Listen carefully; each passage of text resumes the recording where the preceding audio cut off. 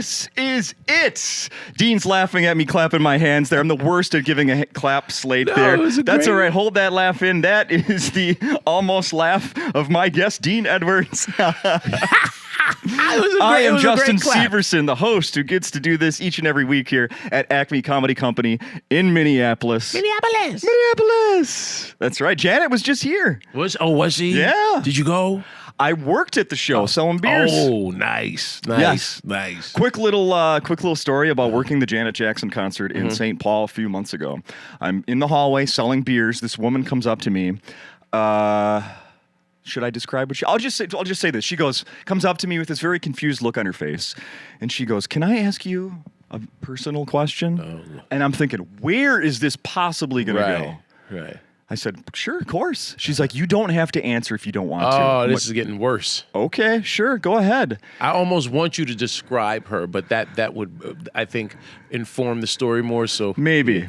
So she goes, "Okay, so you don't have to answer if you want, but are all of these women prostitutes?" Oh, gosh. I said, "What?" She goes, "Okay, so I'm from a small town in Wisconsin. Uh-huh. I've never been here before. I see, are really all these women here prostitutes?" I said, "What? What do you mean? Right. Look at how they're dressed." Oh, wow. So that's what's going on out there, Dean. Yeah. A woman showed up to Janet Jackson. Yeah. And because women were dressed as their going out outfits. I guess she's never listened to the Velvet Rope album. No. She's never heard Rope Burn, the track, or anytime, any place. That's interesting. I was thinking she was going that way, but wow, that's mainly, especially because Janet's not putting out like new music, right? Like you're going to a Janet Jackson concert, so you're getting the classics off of Control and Rhythm Nation and then Velvet Rope. And so you would think someone that, even if you casually stumble onto Control, but if you hear Control, then you had to hear nasty boy, so there's a balance where Janet has always been very sexually empowering for women and sexually open. I won't say promiscuous, but she's very comfortable in her sexuality. So to hear someone that spent money, if it's one thing if she was an usher and she's just working the gig. Good point.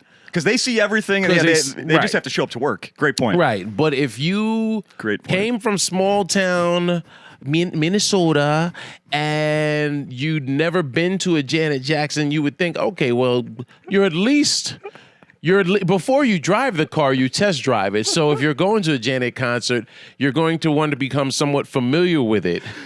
I think the woman was an alien. That's what it is. That must be it. She was an alien. I will say, so the people that were dressed to the nines that she was accusing as being prostitutes, I have a feeling they were looking at her and how she was dressed going, did she know she was going out tonight? Right. Oh, was she very mild? Oh, it was the same clothes she did housework in earlier in the day. Wow. I can guarantee it. Wow. I can guarantee it. I'm sure there are Amish people that go to a Janet Jackson concert, for the Rum Springer. They're like, this is turned up, Damn right. That's crazy to me. Or it seems crazy. That seems an interesting juxtaposition of her perspective versus what she expected of Janet Jackson's concert and her concert goers. Mm-hmm, mm-hmm. Well, I was here, speaking of shows, I was here last night seeing your show. Uh-oh. Yep. And it was great. Oh, thank you. It was great. Of course, Nate Nickel was performing, James Moore. We had the contest going on. Yeah, the contest, man. Shout out to, I think there was Doug, Becca, and I forgot the guy's name who won. Jeez, I feel you're not going to get any help from me. I don't remember, no. But they all. I spoke to each of them. You did? Yeah. I said when one guy came off stage, because I said to the feature's name is James. Yep. So James was in the back. I like watching the newer comics. New comedians. Comics love watching comics, but especially you love watching new comics because it reminds you of when you first started, and you see them making all those sort of freshman, not errors, but just the ticks of, don't know what to do with the mic cord and so the first comic, he went on stage and that's a long walk from the back of the house to the stage. So as he got introduced, he walked up like so casually. I was like, oh, this dude, he owns this place. Cause I said to James, I was like, oh, he's just sauntering up, right? Without fear. So I was like, oh, I said, I like his swag. And he went into his opener and he was talking about, what people should expect and what you're going to see great comedy tonight. You might not get or whatever. And then he said something where he stumbled over. And once he stumbles, I saw his confidence just drop 70%. And I said, "What?" I said, "That's crazy because that's what happens when you're newer." Because I don't know, maybe he might be a comic that's been out here for a couple of years, and I'm just not familiar with him. True. But when you're newer, you still have. If you do something where you have a slight stumble, where maybe you allow the saliva in your mouth to build up too much, so now you have to take a deep gulp right in the middle of your setup or your punchline, can just throw off your rhythm, And so after you came on stage at the end of the contest, and then James the feature was on stage, I said to him, I said, "Hey man, good set." He was like, I said, "No, see," I said, "I give anybody credit for going on stage, especially in a comedy contest, because contests for comedy." It's hard to, I've always believed it's hard to gauge. If two people make the audience laugh and both get standing ovations, how do you grade that? How do you say one was better than the other? I like that here at Acme they have the staff, I think, actually grades it and grades on stage presence and joke writing and creativity. Yep. Mm-hmm. And so I like that because at least there's a numeral system where you can trace back, okay, this person got this many points, this person got this many. Yep. So that's more than just saying, "Oh, I just liked him better. Well, I liked her better," you know. So I gave him dap, and then I spoke to Becca at the end of the night when everyone was exiting. She had her group of friends, and I was like, "Yo, I enjoyed her because she had a different type of stage presence than the first guy." And then later on in our conversation, she told me her and her sister grew up in theater, and I said, that makes sense. I could see that. Yep. I could see you were very comfortable on stage, and you weren't putting on you were performing, but it was very casual in her approach. And then the last dude, he was a joke machine, man. He was funny. I think he's from somewhere in Africa, I think he said, and so that's why his name escapes me. But from start to finish, and it was only 3 minutes, right? But in 3 minutes, he was banging them out, man. He was fun. I was like, "Yo," I said, to him, I said, "Oh well, I'll see you, I think, on Saturday," because I thought Hannah, the manager, said that the winner comes back and does like a guest spot on one of the later shows later in the weekend. I'm not sure. He didn't know either because he said, "Man, I thought I was going to leave here by such and such time, but they told me I had to wait until the end of the show." And I was like, "Oh, my bad. I didn't." Because I went. I think I did 90 minutes. What a night to do extra time, Dean. Emoji. These guys are waiting to hear if they won, and you're trying out new material. My bad. Oopsies. So for people that weren't here, at one point, Dean on stage last night goes, "Hey, my set ended 25 minutes ago. I'm just trying out new stuff." Yeah, because you know what it is? Like going to a club. Well, Wednesdays and Thursday night shows are always, to me, are for the comic. Because, I mean, obviously they're for the audience because they paid to see you. But when I say they're for the comic, it's because there's less pressure on Friday and Saturday. Because you don't have the pressure of a show afterwards. Whereas Friday and Saturday they're doing 2 shows. So those early shows you got to keep tight because the club has to flip the room in order for them to clear out the patrons, clean the house, and then bring in new patrons for the next show. Wednesday and Thursday, you come in and you're like, okay, I don't have to worry about a second show, and I can just have fun. And anyone that comes out on a weeknight for comedy, those are fans. Those are people that love laughing and aren't waiting for the standard, I need date night Friday, date night Saturday to go out. So they're going out. So I look at those audiences as sort of we're all on a journey into uncharted territory. And so I know I'll have like my set list of material that I'm gonna do. But even before I got here last night, I said, you know what? I think I wanna take some old jokes that I've been wanting to add some meat to. I know there's more on the bone that I can chew on. But then I also have a couple of new ideas where I just might randomly want to yell out, "With arms wide open!" I caught that last night. Good stuff. It's just random thoughts, and I on Friday and Saturday I won't come out with my notes on my phone out, but I set my timer in my to record the set, and I had my notes out, and I was like, you know what, I won't lean on them because I kind of have the bullet points of what I want to talk about, but every so often I'm gonna get lost in one thing and let the stream of consciousness take me wherever it may, and hopefully they'll ride with me. Because once they like you, you can go anywhere. Oh yeah, and then they seem to like me, so I was like, all right, I'm gonna have a good time. Oh yeah, people were digging it. It was so much fun. It was a lot of fun. It was so much fun. So I listened back to last time you were here, and right at the end, I said to you, I go, now if we keep on this normal pace, you'll probably be back when it's warm out. And you said, Lewis, please bring me back when it's warm out. Yeah. And here we are. Thank you, Lewis. Last time it was 4 degrees, I believe, when the day we were recording. Now I think today's high is going to be 96. So a bit of a difference there. Oh, a big drastic difference. But then what you said right after that was about how it went right into about manifesting things, and about how the time before you had. At one point, you told me you had written down that you wanted to get a special on Netflix for a half hour, and then it ended up happening with Tiffany Haddish. And then last year, after you said that stuff, you're like, and now my next thing is I want the hour. Yeah. Where are we now? Oh, that's fun. That's funny. I just someone reached out to me. This production company / director. He reached out to me a couple weeks ago.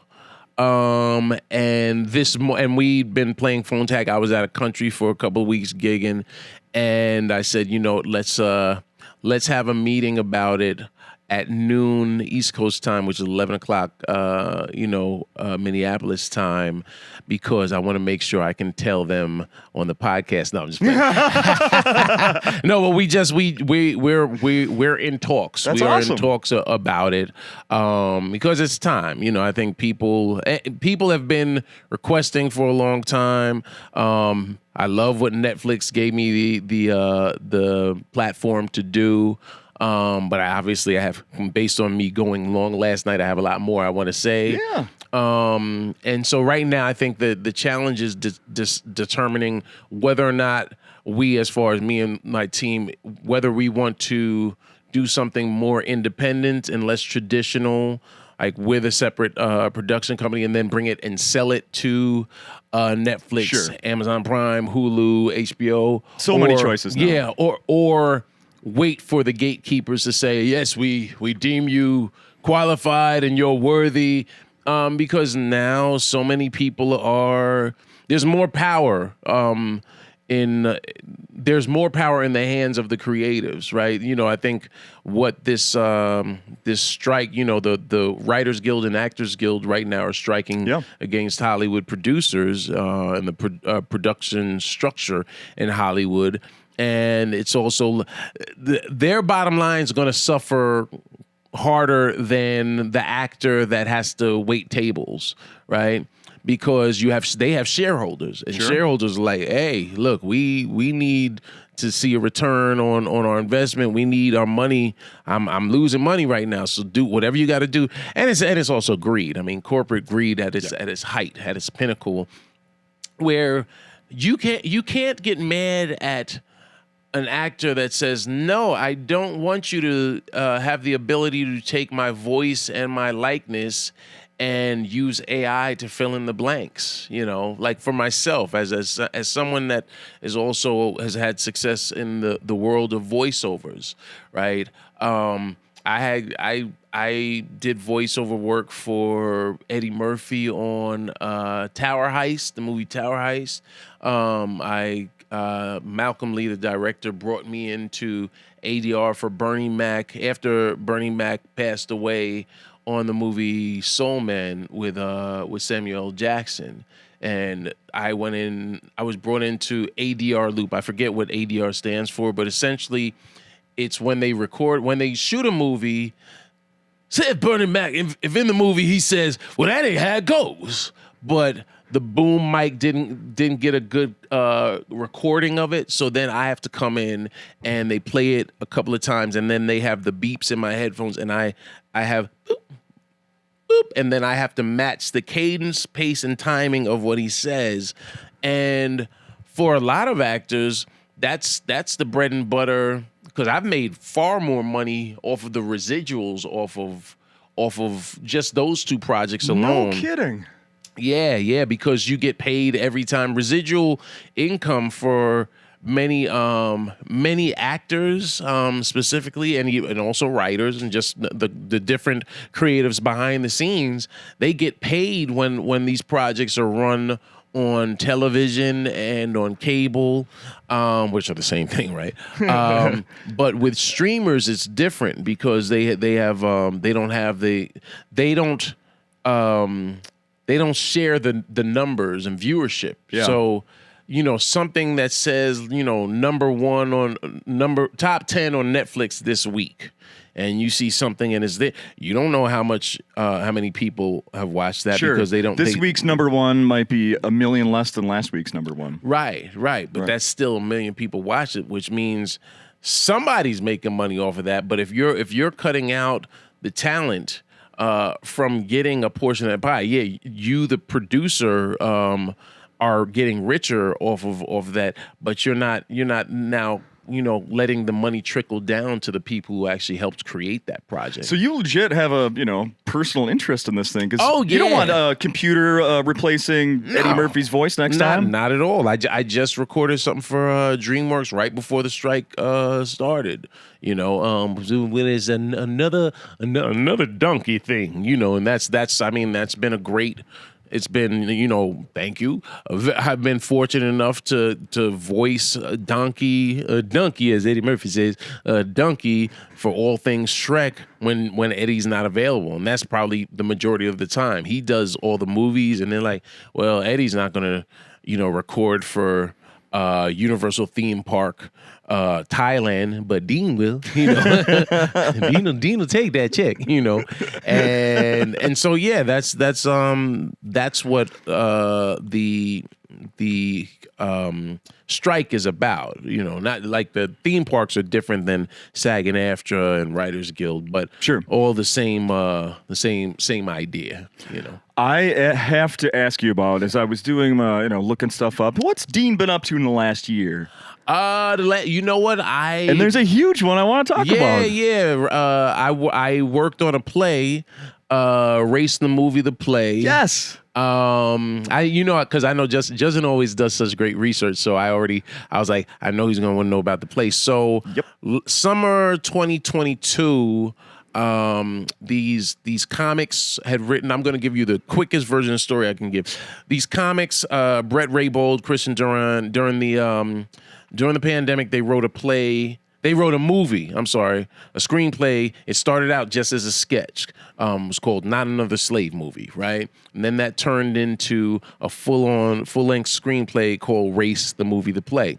And it's a spoof on the Hollywood tropes of sort of the the Oscar bait race movies, from The Green Book to The Help to Driving Miss Daisy. 12 Years a Slave. 12 Years a Slave. All of those movies where there's a white savior, right? And so they wrote this amazing screenplay. They entered it into a screenplay writing contest, some prestigious screenwriting contest. They won it. Had a bunch of meetings with different people in Hollywood, different producers, and they were like, screenplay's amazing. Hey, you can't make this movie. And they were like, what do you mean? They said, no, it's too, it's just right now is not the time to discuss race. They're like, right now's not the time. If We not are. now, then when, right? So they being the creatives that they are, they said, you know what, let's go right to the people. Let's convert it from a screenplay to an actual theatrical play. They submitted to the New York Theater Festival. It got accepted, and then they're like, "Geez, now we got to make a play." They found me. We didn't know each other. didn't. I will meet pretty much with anyone, as long as they go through the right channels, right? And they have something worth talking about. So I met with Brett over phone. He said, we have the screenplay. I said, you know what, I'll read it. I was going out of country for a couple of weeks. I read it. Page 1 had me laughing. I said, dude, I'm in. They initially only had me in mind to play a smaller role. And I said, you know what, I'd love to play this character his name is Gene Yuss, right? He was the Mahershala Ali character from The Green Book, who's more the straight character. My character didn't have as much funny, but I also want to show people that I have some acting chops. There you go. And so I sort of sacrificed myself being the funny to help ground the play. We did a sold out run during the New York Theater Festival. We wound up winning Best Actor. I got nominated for Best Actor with my co-star, Brett, who's also one of the producers and writers. He won it. And then we also won Best Original Play. I think it was best. I want to say Best Screenplay, but it was just Best Original Play. And we would have won Best Play, but our show ran long because we got so many laughs that we ran long. So that let us know, okay, we have something. We did it a couple of times during the New York Comedy Festival, just readings where we were at cool. like the Village Underground Comedy Club and Stand Up New York in Manhattan. And that let us know, okay, we didn't have our costumes and wardrobe, no staging, and people responded to it. So then they said, all right, we're gonna put the show on its feet for a month-long run in May, and we wound up. I did a lot of media, and we wound up selling out like our last week and a half of shows. We got extended for another week, and now we're in the process of looking for. We have some financiers that are interested in helping take the show to the proverbial next level, which would be. Not necessarily Broadway, possibly remaining off Broadway. I know they'd love to do like a Broadway run, but Broadway, you have to have at least 1,000 seats. And I think our show at this current moment works best in a theater like a 180 to 200 some odd Interesting. Seat theater. But it's a great show because people's response has been so phenomenal, and having such a diverse audience sitting in the house with us every night, where you have Black, white, Latino, Asian, old, young, and everyone saying, you know what, I felt comfortable. I had one woman say during one of our Q&A talkbacks, she said, you know what, because of language, there were a couple of times I got nervous with the way the N-word was being used in this play. She said, but appreciate was I put my trust in you all, and you didn't disappoint because of the way you addressed it. And it was but people kept saying the show's so smart. And that's what felt good. People were like, this show is funny, but damn, it's so smart. It's incredibly well written. And the ultimate goal is to turn Race the Movie the Play into Race the Movie the Play the movie, which I believe will happen. I hope that happens. Yeah, because I mean, we had some people say it's like Mel Brooks on steroids, and that was like the ultimate compliment. I want to read the description that when you pull this up on Google, what it is. Winner of the New York Theater Festival's Best Script and Best Actor Award, Race the Movie the Play follows a white chauffeur named Wyatt Savior, a.k.a. White Savior, a.k.a. Brett Raybould is his real name, right, as you've mentioned him, who serves as the driver for a brilliant black musician named Genius. Dean Edwards, on a tour through the 1850s Deep South. Yeah. Now, I listened to you and Brett on a different podcast, and at one point you said, let's see, you said people left feeling better after the show. Yeah, what does that mean? It meant that people walked out believing that they could discuss race, hear about race, and discuss race in a safe space, a safe forum. And walk away maybe a little more enlightened than they were. You know, I had many white patrons come up saying, you know, I never thought of it that way. I never realized that this was a problem. You know, and representation being such a necessity in the world of entertainment and Hollywood. You know, and it's just a show I'm very proud to be a part of, and I told them from the first time I met them, I said, listen, I don't know what celebrity I bring to the show or what sort of notoriety I can bring to the show. I said, but I'd love to, just be part of this project. I'm also one of the producers on the show as well, and that took up. I'm actually on the road so much now because I was in the theater for, a little over a month, and being home for that long of a stretch affects my bottom line. So I was like, I gotta get out and hit the road. Sure. And but it's been. I'm excited to see what comes next with the show, because I'm very proud of. I sound like such a producer. I'm very proud of our team and what we've accomplished. Hey, why not? You should be. But no, I think I praise Brett and Christian because they set out to make some magic, and it went into the stratosphere of what started as a sketch. Let's make sure that if it ends up being a movie that Dean Edwards doesn't get recast. Right. No, and you know it's funny you say that because they keep saying they're like, no, this is Dean's role, and I like to think that I bring a certain I want to say gravitas, but I like showing that I have some range, you know, and there's some dramatic. There are a few funny scenes that I'm part of, but there's also one or two dramatic moments that I just got some really wonderful, compliments from other talented actors and other talented comics. And comics are hard to please. You know, comics are, I won't say jaded, but we've seen it all, and we know all of the tricks. And so to have everyone from Keith Robinson to Godfrey, to Dante Nero, Derek Gaines, just had so many great. Jeff Ross, he did one of the readings with us, and he was like, buddy, this is great. You know, just and that's what's been for me very rewarding is seeing the response both of my peers that are comics that took time out of their busy schedules to say, "No, I'm going to pay for a ticket to come watch this show and leave," and them saying, "Nah, man, it was dope. That was really funny, and it was real smart." To the audience members that walk away saying, "Yeah, you know what?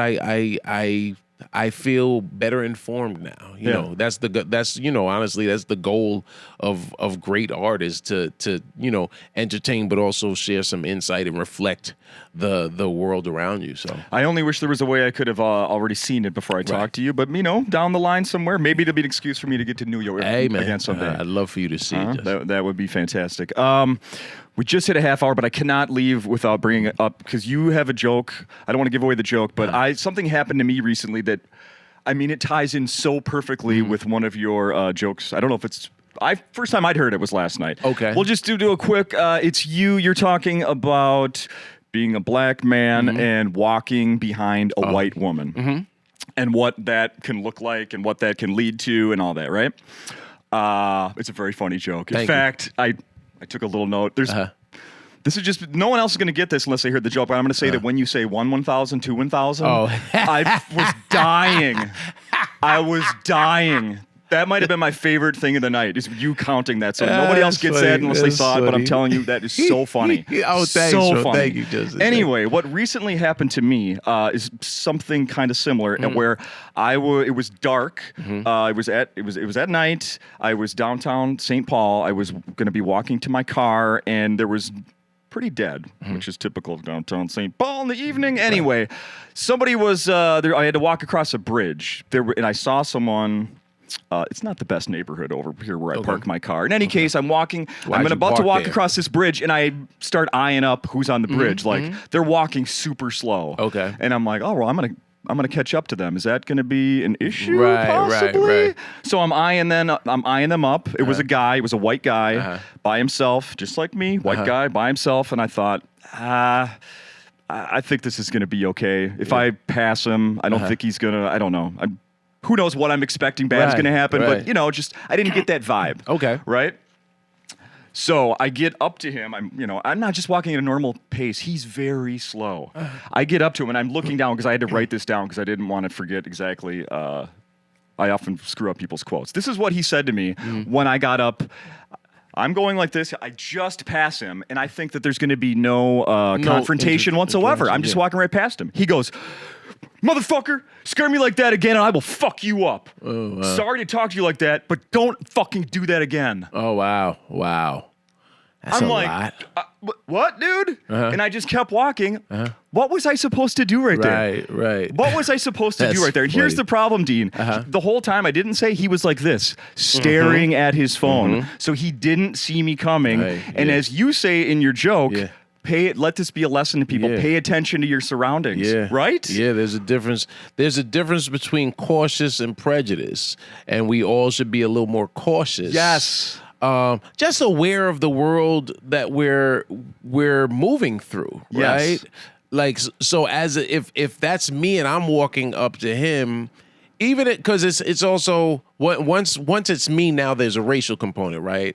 And that is different because obviously. But in fairness to him, if he's in front of me, it's not necessarily a racial component because he doesn't see me, but if I brush past him, he's going to be startled. And for me, not to give away the joke, but I generally just, for my own safety and for my own peace of mind, if I'm passing people, I do something to let them know that I'm in the vicinity. Not to make them necessarily feel comfortable, but also for my own comfort, or it's a mutual comfort thing. I don't want people misreading my intentions. Sure. Right. And so whether it's me I start singing a song, if I'm Hakuna Matata, whatever. Or maybe I'm singing, first off, let's F your clip in the set you claim, whatever it is, to let them know, someone's nearby, because I'm always paying attention. I'm always watching people. And so if I'm behind him, I can see, even if it's dark, I'm like, okay, I can see the light glowing from his phone against the skin. This dude is paying no attention. Zero. To what's happening in my mind. I'm like, yo, that's crazy to me, because I live in New York City. And so I'm just always aware of my surroundings. I was just telling someone yesterday, I was in Dubai like a year and a half ago, And the first night I got there, after we ate some dinner upstairs, it's like midnight. We went and we drove, and then we took a walk in this other area, and I had my credit card and my ID and my room key card in the little sleeve that the hotel provides. So I didn't have to walk around with this big clunky wallet. So I put it in my pocket, and we get back to the hotel. I'm like, oh damn. They're like, what? I said, when I took my phone out, my little sleeve must have fallen out of my pocket. So I'm like, oh damn. He said, well, let's go see if we can find it. I said, oh, okay. So we drove back to where we had parked, and we get out of the car, and as we were walking away, I said, oh, Ali, I think you left your cars running. He was like, oh yeah, it's fine. I said, no. I said, but how far are we walking? He's like, well, let's just walk. So I was like, all right. We walked for a good 10, 15 minutes looking, and we actually found it. We found it.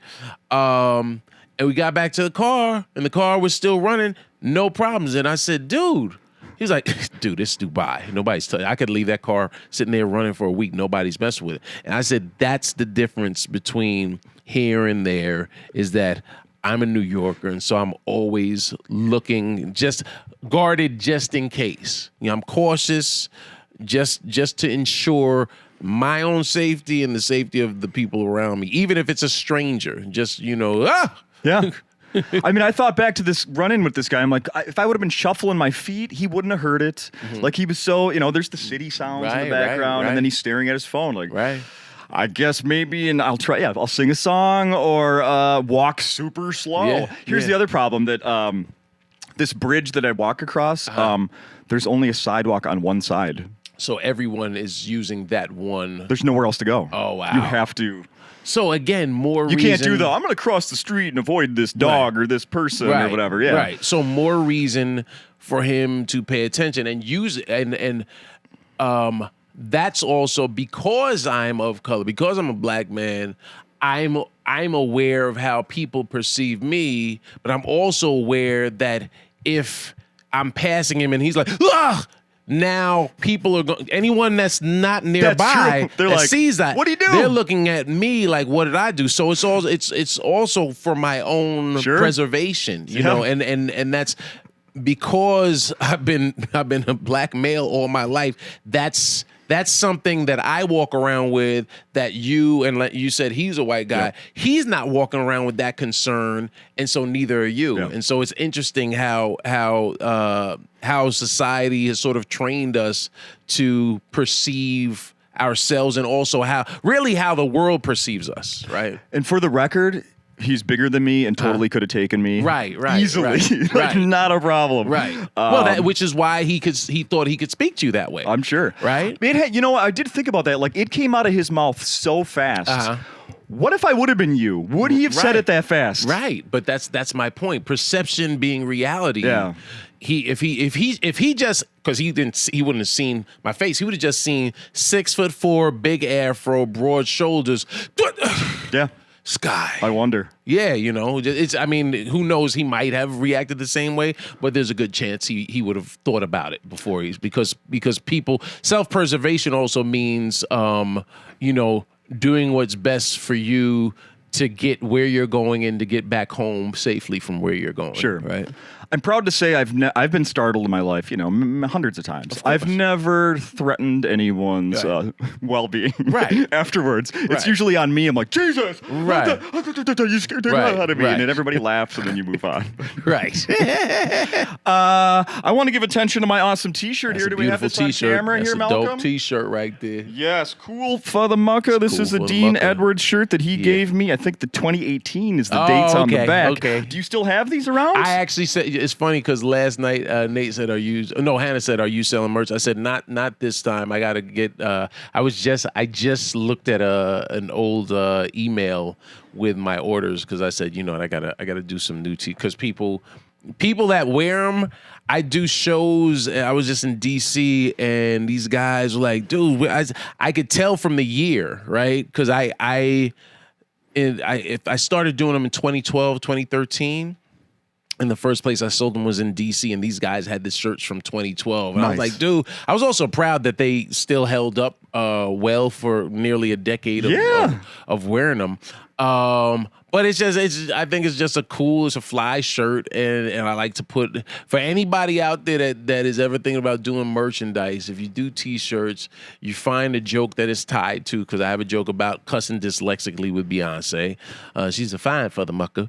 And then if you do anything on the back, put your name or your website and your logo, and then put tour dates. Tour dates lock in the memory for whoever came to see you, right? So, excuse me, if I came in 2018 and it said Acme, I don't know, say July, 16th through the 19th, then people like, oh, you know what? I have a memory that he came to my city during this time, during this year. So that's what made me start doing the tour dates. I have a few T-shirts from comedians that have been on the podcast, and some of them don't have their name on it or their website. I'm like, what are you doing? Yeah, it's brand recognition. Yes, because I should be mandatory. I was where was I? I was maybe Vegas or somewhere, and this guy walked up and he was like, hey, what is that? I see it says comedy,